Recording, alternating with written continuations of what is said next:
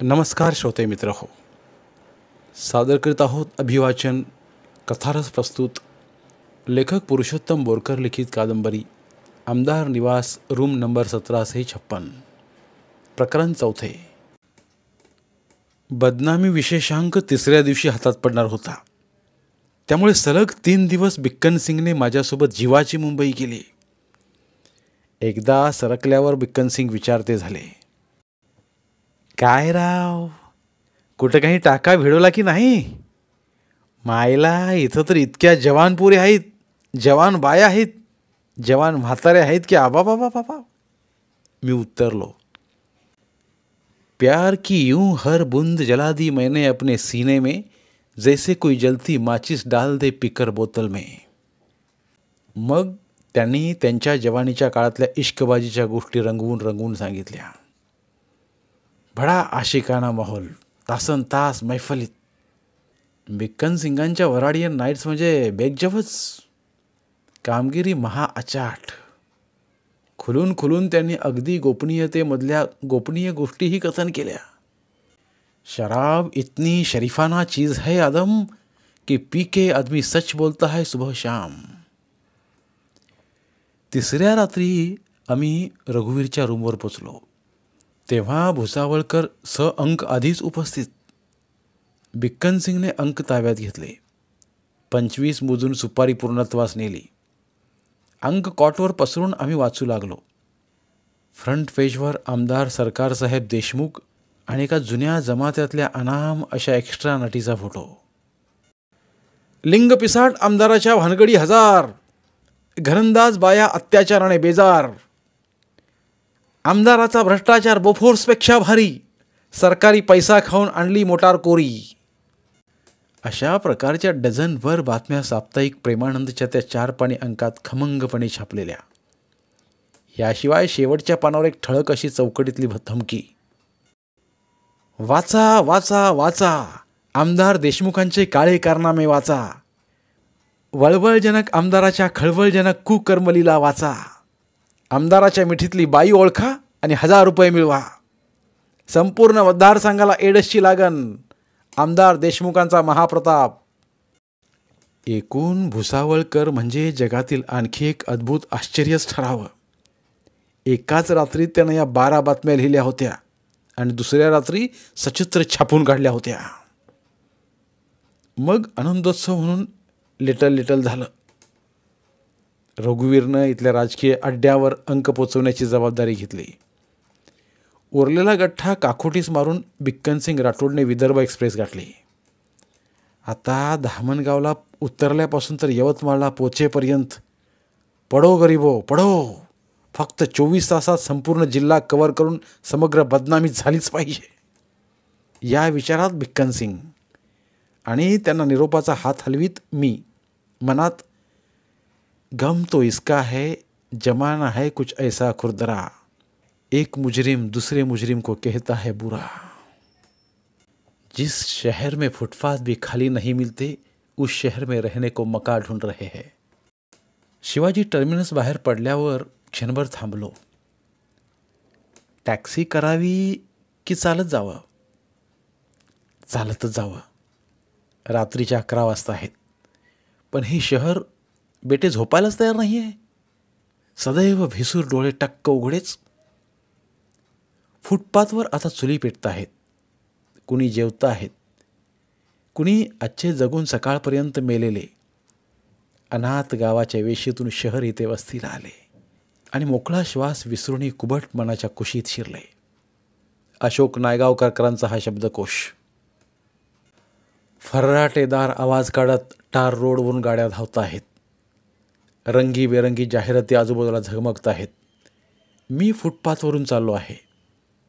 आडोशाला भडक मेकअपमधल्या बाया बोलावत आहेत, टाळल्यावर दुसरीकडे वळत आहेत. अशा अवेळीही खांबा अडून भिकारी पुढे येतो आहे. एखादा हिजडाही टाळी वाजून खाना खिलाना रे हिरो म्हणतो आहे. फोर्टमधले हे थंड निर्मम खांब फुटपाथाला आच्छादून आहेत. आमलेटची गाडी धंदा करत आहे छनाछन आणि 4 गिरायके तर 2 भिकारी जगत आहेत.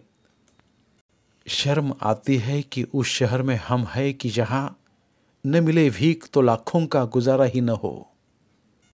हुतात्मा स्मारक, Eros, express towers, air India जवळून जाताना सदैव हेच भय मनात की होईल झाला आत्ताही बॉम्बस्फोट, की येईल गँगवारची एखादी गोळी सणानत आपल्याही कपाळी. ओबेरॉय समोरचा अरबी समुद्र.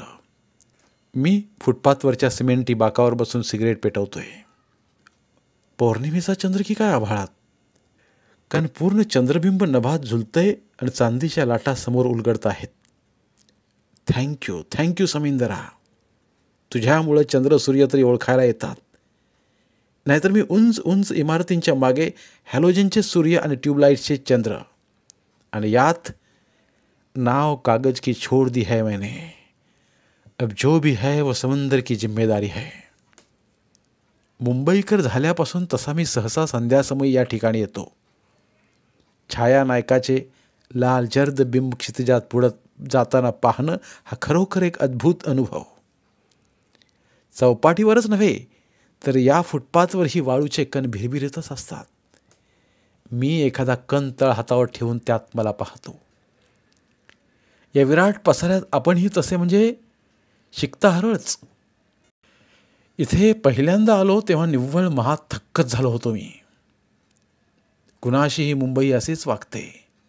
प्रथम दर्शनी ती आपल्या उंचीने समोरच्याला गारद करते. उंच उंच महाकाय इमारती, सुसाट धावणाऱ्या गर्भश्रीमंत मोटारी, चित्रविचित्र फॅशनवाले फॉरेनर्स, सगळ्या ब्रँडचे हिंदुस्थानी आणि पावलोपावली खिळवून ठेवणारी नोटांची आरास. या माझ्या पाठीमागच्या हॉटेलच्या द्वारपालला जेवढी टीप मिळते तेवढा तर पगार कोण्या कलेक्टरलाही मिळत नाही. इथल्या ललनेचा रोजच्या हेअरस्टाईलचा खर्च म्हणजे एखाद्या सरकारी कारकुनाची मासिक प्राप्ती असते. हीच मुंबई लोकलमध्ये मात्र अत्यंत अगतिक अवस्थेत भेटते.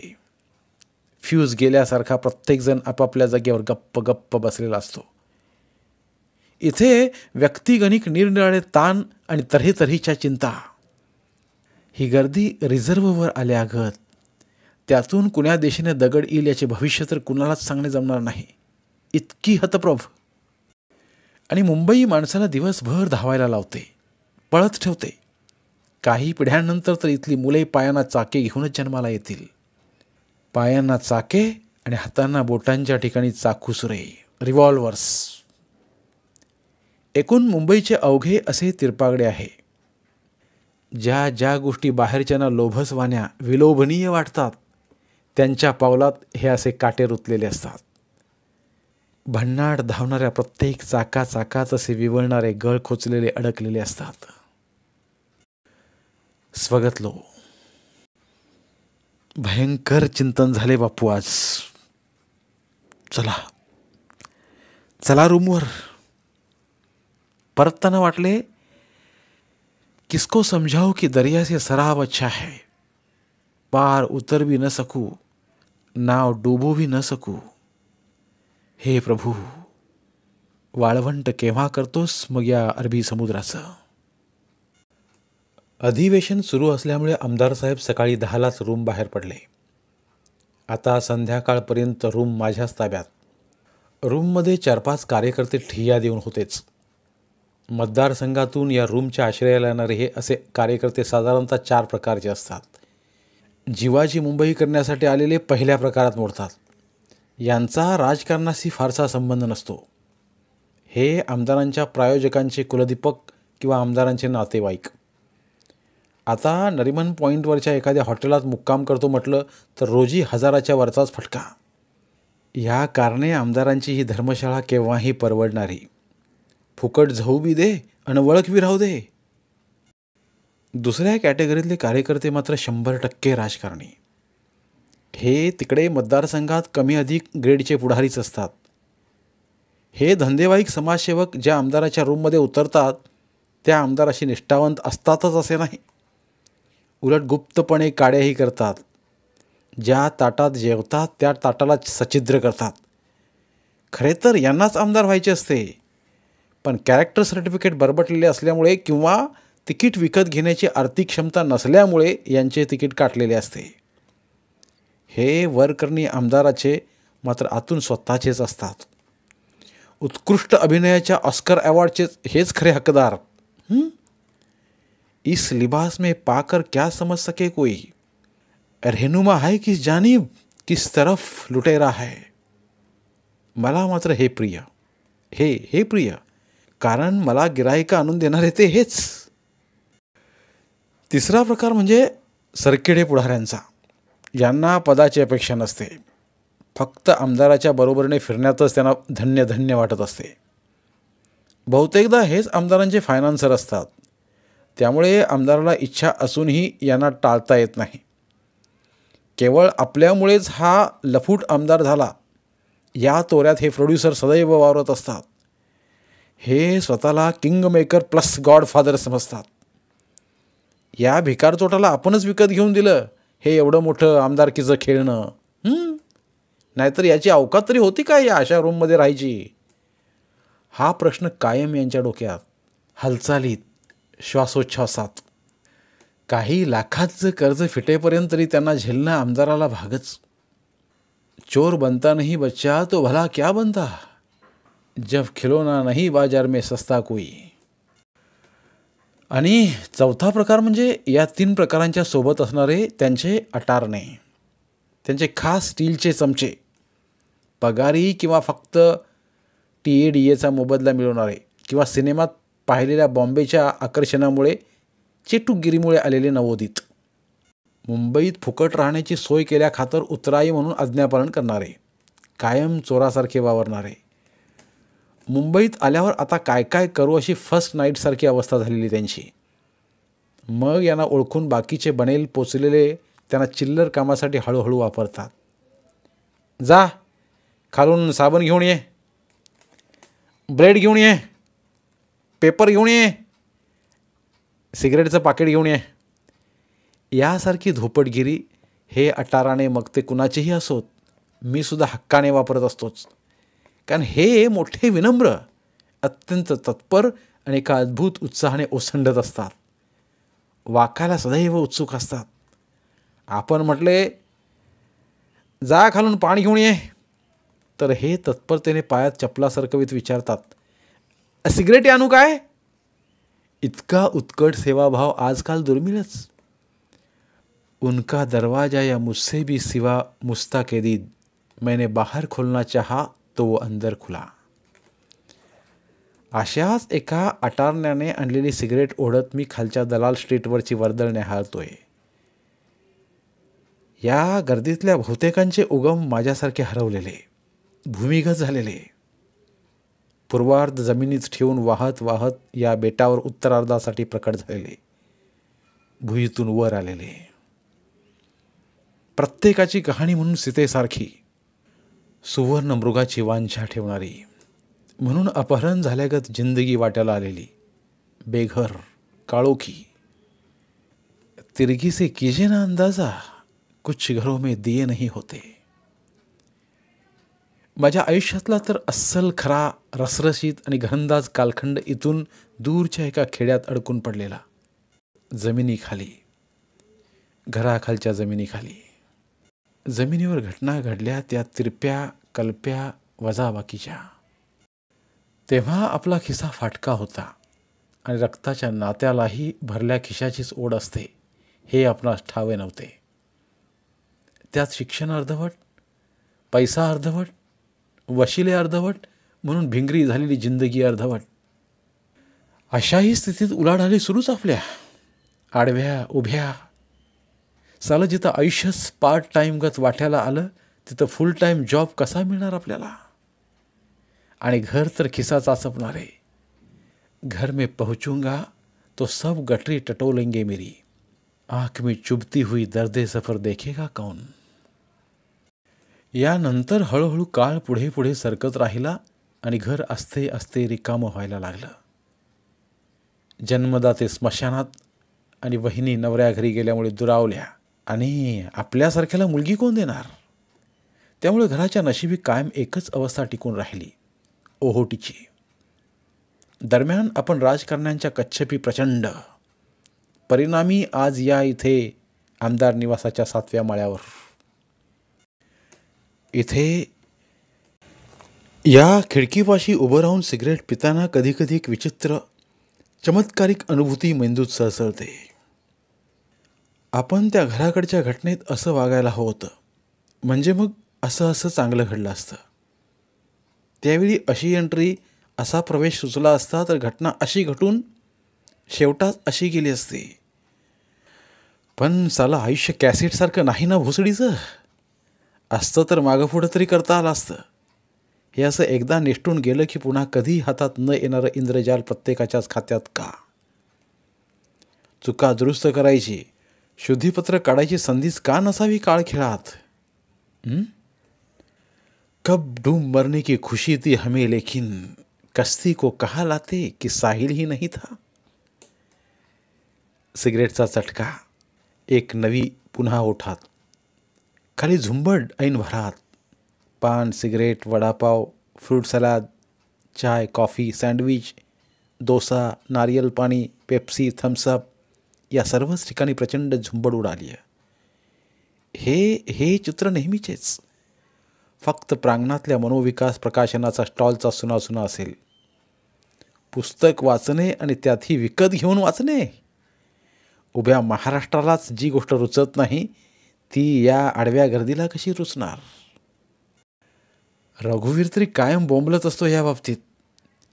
तिकडे बारमध्ये रोजी 500 उडवतील शिंचे, पण इकडे महिन्यातून एखादं पुस्तक विकत घेणार नाहीत, कुणी 5 रुपयांचं.